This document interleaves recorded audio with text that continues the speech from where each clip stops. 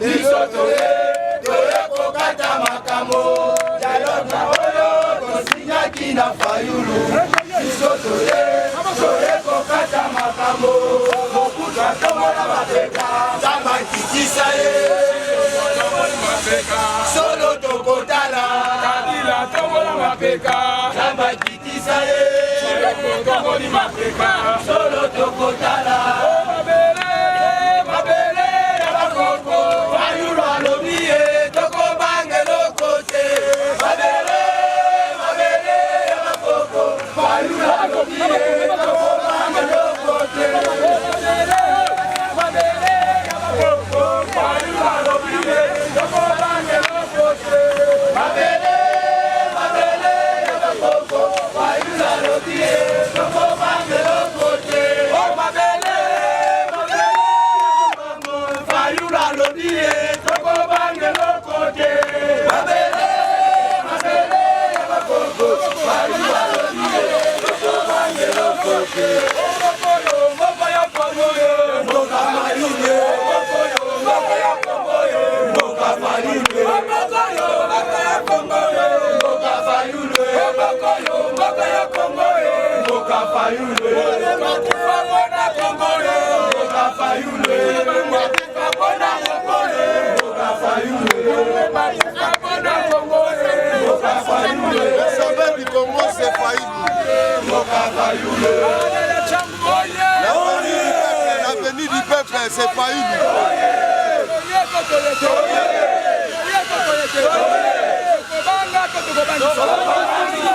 na Congo changer Chilombo tika constitution na Congo changer Chilombo tika constitution na Congo changer Chilombo tika constitution changer Chilombo tika constitution changer Chilombo tika constitution Martin Fayulu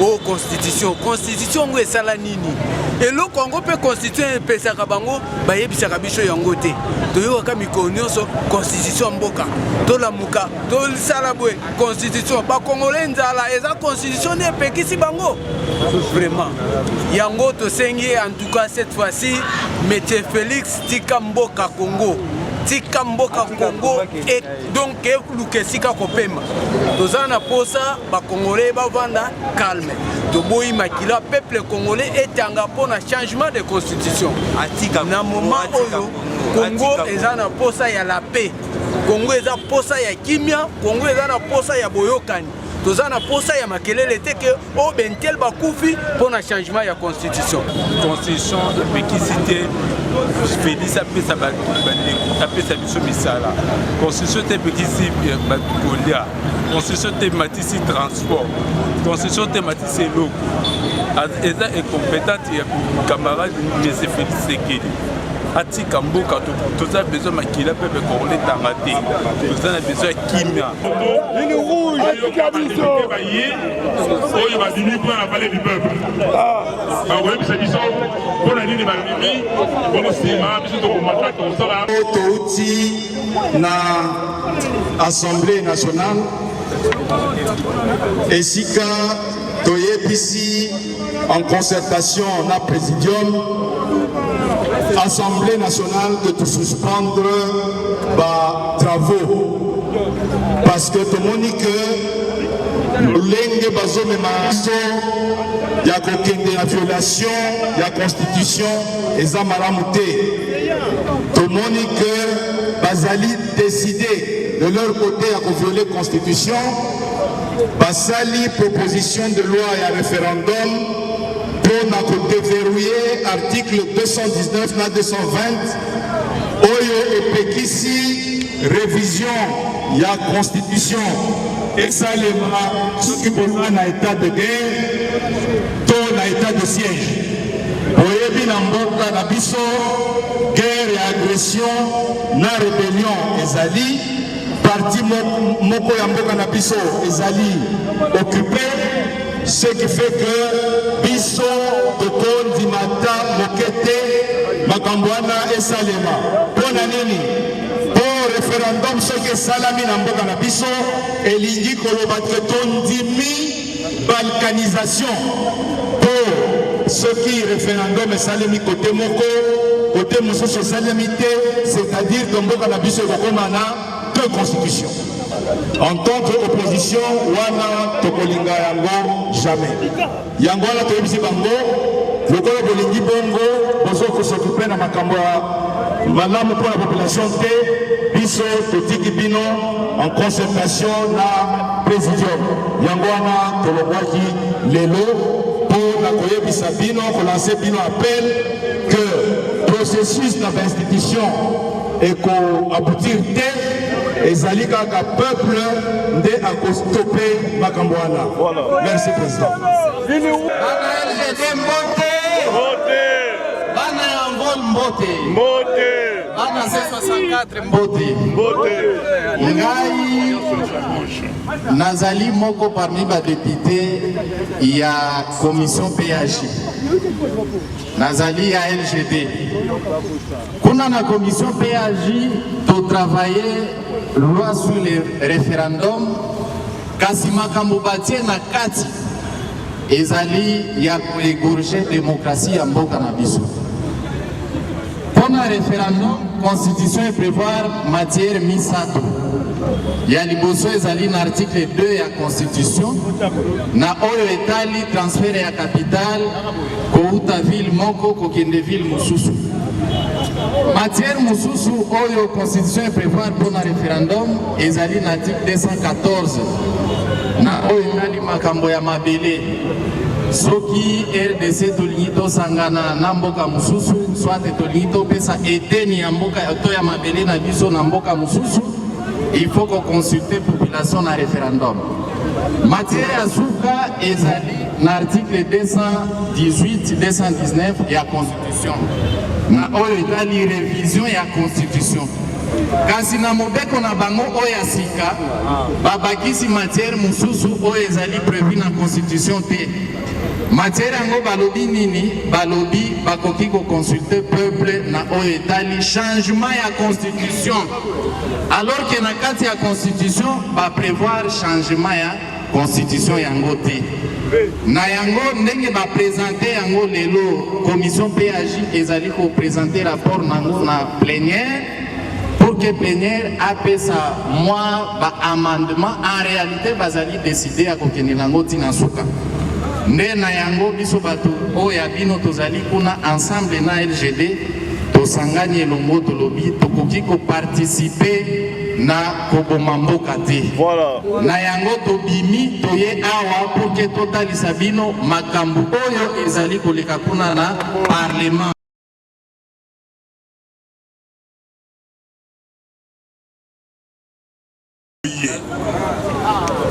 Outi Kolanda Makambo et qui n'a parlé du peuple.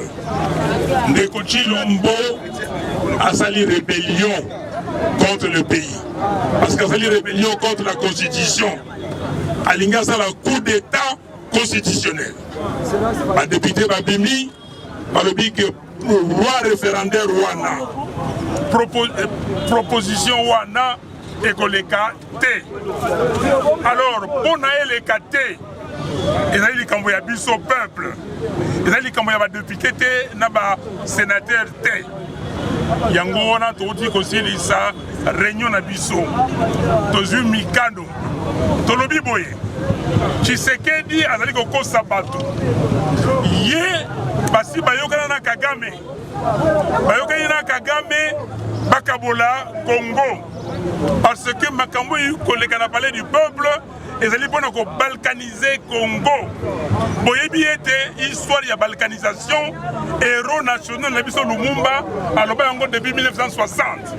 Donc ye atikeli Kagame est ya pays ye azwi baparti mosusu boyoki ngai yango wana tolobi boye il faut totia projet wana tobebisa yango projet wana eleka te mpona eleka te il faut ba action sur le terrain tobanda kopesa bino baaction moko action ya liboso tokosala yango le 3 juin mokolo ya misa to ezali koya mercredi 3 juin tolobi boye moto nyonso papa mama mwana vendre na ndako babe yango na français ville morte toyokani na français ville morte le mercredi 3 juin sikoyo mosala na biso nini tokozonga kopanza yango na cité epai oyo tovandi toyokani soki makambo wana esili tokopesa bino programme ndenge tokokende tokolemba te ti biso na ye tokokutana. Merci beaucoup. Le C64, la coalition des associations, de forces politiques et de personnalités ici présentes, a fait sa déclaration du 19 mai et avait mis en garde M. Tshisekedi et son régime pour ne pas continuer avec cette loi référendaire et son projet funeste de changement de constitution. Nous avions déclaré alors que le changement de constitution constituait une déclaration de guerre contre le peuple congolais. Aujourd'hui, en maintenant ce projet, en poursuivant ce projet, M. Tshisekedi s'est mis en rébellion contre la République et a amorcé sa tentative de renverser le pouvoir, le régime constitutionnel établi. Et conformément à l'article 64 de notre Constitution, nous en appelons donc au peuple congolais de se mobiliser dans cette première action qui aura lieu le 3 juin, le mercredi, en amorçant la ville morte.